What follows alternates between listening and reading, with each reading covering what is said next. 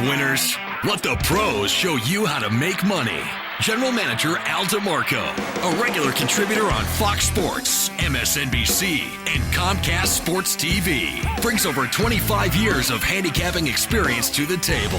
CEO Steve Budin, the author of Bets, Drugs, and Rock and Roll, is the man responsible for creating the online betting industry. Together, they lead PickNation.com, your number one source for winners. Underdogs continued to profit in the NFL last weekend, going 10-5-1 against the spread. The Puppies are now 7 games over 500 through the first 3 weeks of the season. And guys, that is not good news. Hi everyone, Al DeMarco here along with Steve Budin, and this is the Pick Nation Report, where every single Sunday we break down all of your games on the NFL card from a point spread perspective. I've been a professional handicapper for over 25 years. I've won 8 of the past 9 seasons in football, off to a great start already this year, going 16-8.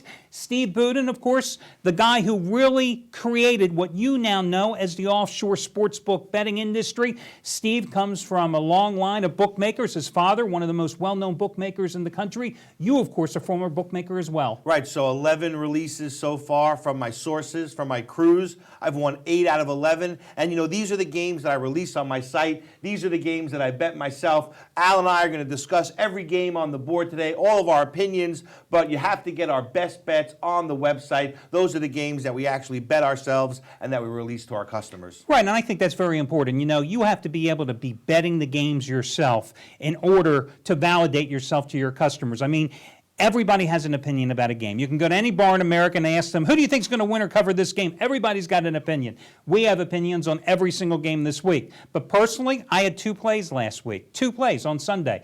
I went 1-1 with them. And then I took a pass on Monday night because I didn't like the Cowboys-Redskins game. I thought baseball was the best bet. I went 2-0 in baseball.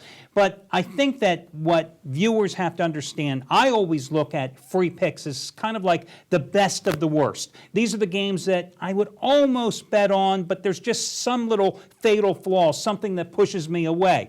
And considering my record and considering I've won 8 of the past 9 years, here's the shameless self-promotion, I'm certainly not going to complain about that. But again, our point in this show is, I think a lot of you out there, you have your own opinions on games, and you're looking for a little validation. You're looking for us to say, yeah, we agree with that side, or no, we don't, because then if you bet it on your own without taking our professional advice, you can have somebody to blame. We can be your scapegoats. You know, and that being said, in the past, handicappers and professional gamblers like us have been very reluctant to release their opinions on shows like this. In fact, this is the first show in the history that has ever had professional gamblers and professional handicappers releasing their opinions on every single game the way we do it. It's never been done before. Exactly. Other shows have been out there, and you're surely aware of the titles over the last 25 years, even longer than I've been in this business. Most of them, 99% of them, are scams. We're going to talk about sports service scams and things that you, as the consumer, has to be aware of later in the show. But Steve,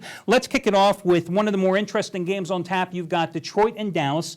Of course, the Cowboys did manage to beat Washington on Monday night. They have the short week working against them, but I think that is neutralized usually when the Monday night team is then playing at home the following week. Nonetheless, the Cowboys have a lot of injury problems. We saw how it certainly affected them in the red zone, where repeatedly they had to settle for field goals, which ultimately cost them the cover against the Redskins the other night. You've got the Lions, who are off to a 3-0 start straight up, and everybody says, hey, they came back, they won last week in Minnesota in overtime. My problem with that game is, and I warned everybody last week on the show, you know, the Lions fell down 20-0 at Minnesota, a winless team. Sure, they came back, but what made you play so poorly in the first half? They can't afford to play that poorly coming out of the gates here at Dallas. Well, I agree. I think that was their letdown. But Dallas, on the other hand, obviously behind Tony Romo now. He's the new tough guy in Dallas, and I actually like that. The problem is they're having problems in the red zone. They're not able to score that touchdown.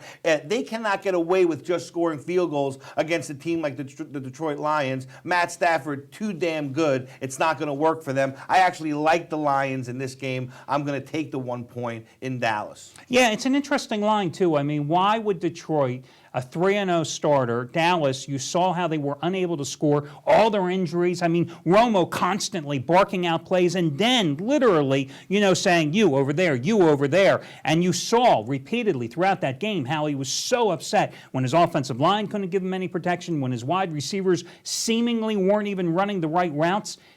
I don't know why this line. Could it be a trap? I don't know, but I'm with you. I think the Lions are the play. I think as a former bookmaker, you look at a game like this and you got a marquee team like the Dallas Cowboys that people over the years are just historically, have bet the Cowboys over the Lions. People aren't used to betting the Detroit Lions every week. This is the first year that they're actually winning. Last year, 13-3 against the spread, but they didn't win that many games. They're actually winning now and covering. People are going to have to get used to that. They're still betting the Cowboys because of the marquee name Cowboys, and that's why I think you see a line like this. Hey, we're going to delve into that contest a little further when handicapper Trace Adams joins us by video conference in about 3-4 minutes from now. Next game on the board is going to be New Orleans and Jacksonville. I know your Baltimore Crew. 28-13, I think, the past 4 years, your number one crew. They had New Orleans last week. I'm sure a lot of followers weren't real happy with that pick in the first half. Hey, a win is a win. Exactly. I mean, the Saints fall down 16-7, but they come roaring back. Drew Brees, another monster game. They have scored 30 points or more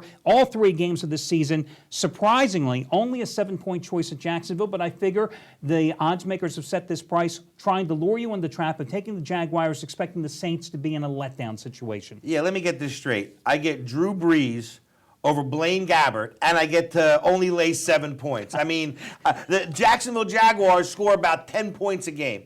How the hell are they going to keep up with the Saints? This, to me, is a joke. Forget it. Lay the 7 or do nothing at all. The Jaguars, to me, have become the new Carolina Panthers of last year. It seems like maybe you can get away with betting against them each and every week. You mentioned Blaine Gabbert, of course, the rookie out of Missouri, making his first NFL start last week at Carolina, 12 for 21, 139 yards in that 16-10 loss. Yes, Maurice Jones-Drew had another big game, 124 yards rushing. But again, you just have too much offense. And the Saints, this is a huge step down for them, certainly, after playing Chicago, Green Bay, and Houston. Jacksonville, the rest of the season, the Jaguars may not score as many points as those 3 teams did in the first 3 weeks. So I agree with you. I think the only way to play this is New Orleans. I also think the Saints are an outstanding teaser possibility as well.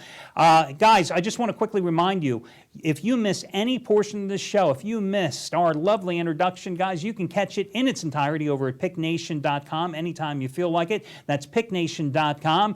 Hang on in just a minute. We're going to be returning, and when we're back, we'll have Trace Adams joining us live from Atlanta as we continue to break down some more games right here on the Pick Nation Report for your Sunday NFL card.